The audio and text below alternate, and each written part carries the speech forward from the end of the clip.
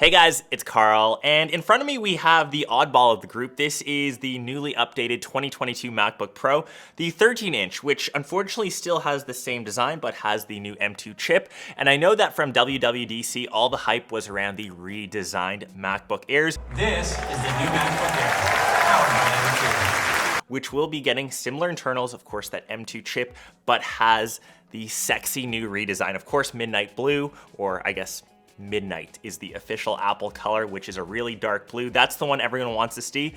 That's coming to the studio, so if you already haven't, make sure you sub. Shameless plug for the day, and let's get to this, like I said, this oddball. So what I find really strange is, even though we have a new update, of course, that M2 chip, powerhouse, everyone knows that, this chassis or this design of this MacBook is still dated. If we take a look at all the MacBooks Apple is shifting into the direction with, it is that squared off design. We saw that with the 14-inch MacBook Pro, the 16-inch MacBook Pro, the new MacBook Airs have that same design.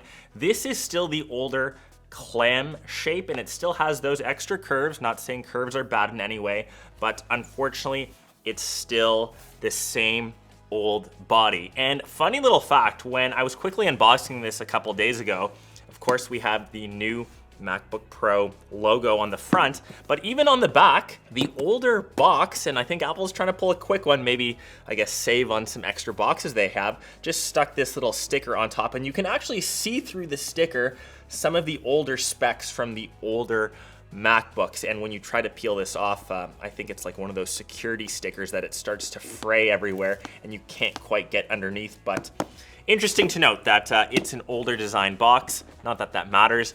What you want to see is the laptop, and like I said, it does follow an older design. So what does that technically mean? It still unfortunately has just the two USB-C ports on the one side and the 3.5mm headphone jack on the other. When you compare that to, say, the 14-inch or even the new MacBook Airs that are coming, those have the new MagSafe with, of course, a color match braided cable. That'll give you access to fast charging and will help keep one of your ports free. The new MacBook Airs also come in different color options. I mentioned Midnight, Starlight, which is their champagne kind of gold color, of course, space gray and silver. This one only comes in the latter two. So once again, kind of dated still. And when you open it up, it's essentially the same body that we've seen. So this actually still has that good old touch bar. And I know a lot of people give the touch bar flack. It isn't really that useful. People do prefer to have actual function keys, but I do have a soft spot for the touch bar. Just kind of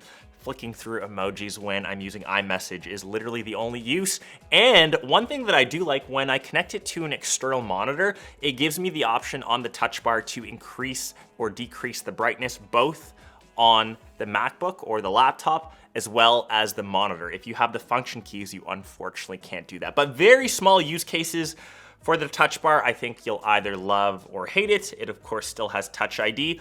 You still have the speakers on the sides, and it is technically the 3 mic array like we see in the MacBook Air, but that's pretty much where the similarities end. If we look at the main thing, which is the display, the one on the Air is actually slightly larger. So this is 13.3 inches compared to the 13.6 on the new Air that's coming up. This still has the good old chunky fat boy bezels.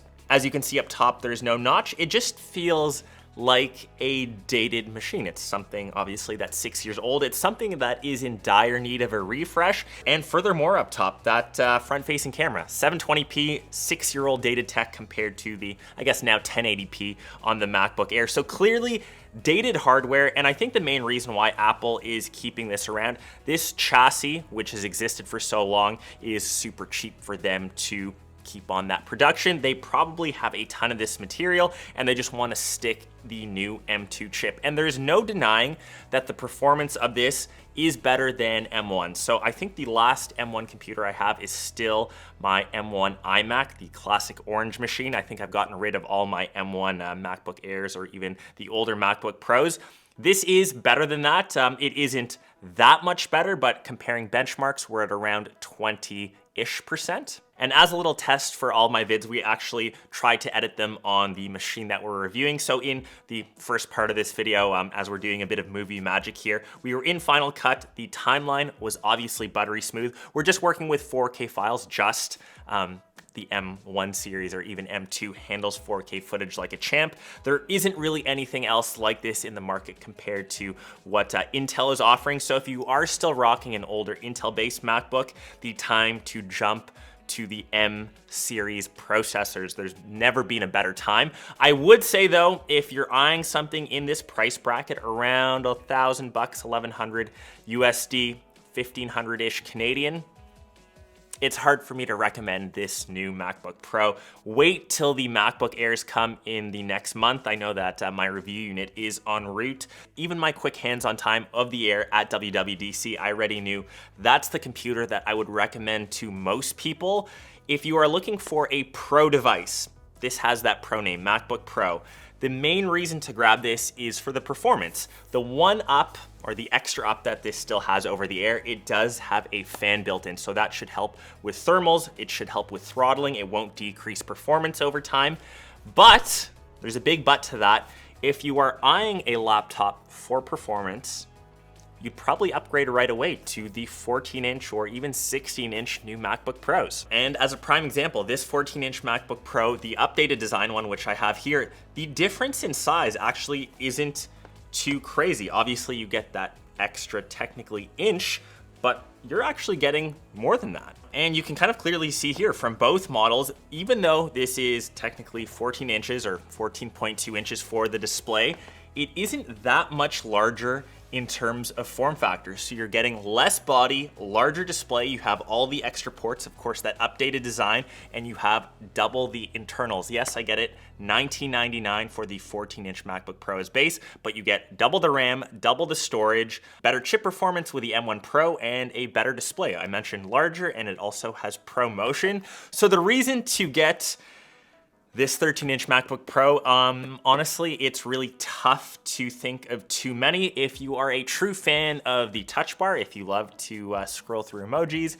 if you love to control your display brightness on both machines, maybe if you need that extra little bit of video performance than the Air can handle, even though the Air, from what I tested at WWDC, could still handle 4K footage, maybe at prolonged usage because this has a fan, maybe you can justify this if you don't want to spend, say, $2,000 on the 14-inch model, but I think this is for a really niche market. I can expect this laptop not to become obsolete, but to be phased out by the next refresh cycle. I'm sure we even see that with the rehashed box to the side. Apple couldn't even build new boxes for it. So I think this is a bit of a Frankenstein. I think if you got this as a gift and you can't return it, I'd still be happy with it. Don't get me wrong, you'll be happy with the performance, but other than that, my recommended option, if you can afford to go $2,000, get the 14-inch MacBook Pro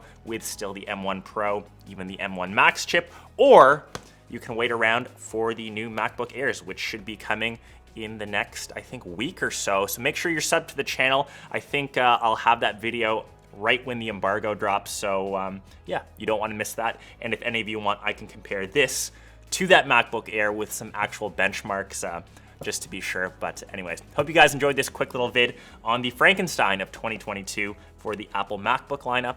I'll catch the rest of you in one of my next ones. Peace!